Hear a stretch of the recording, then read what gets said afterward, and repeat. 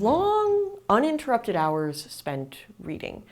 Among many other qualities and experiences, foremost among them, reading, specifically during the summer, characterized my childhood.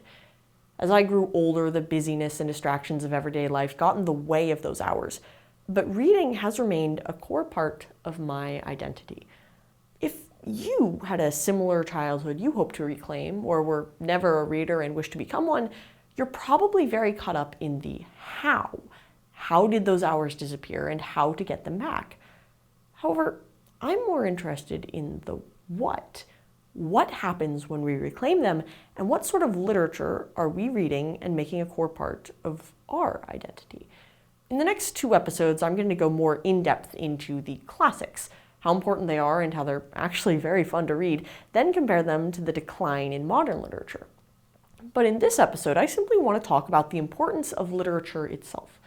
See, for many people, summer reading is characterized by fluff books, cheap romance novels, cheesy mysteries, that sort of thing.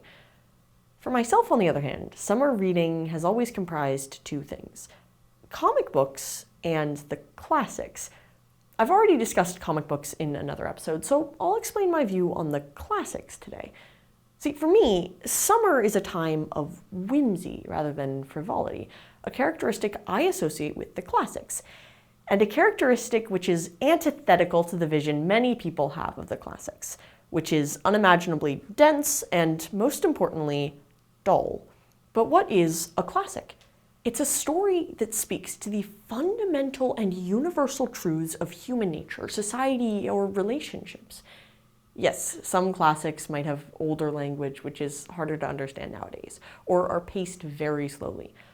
But by viewing all classics as dull, we're viewing all deep stories as dull.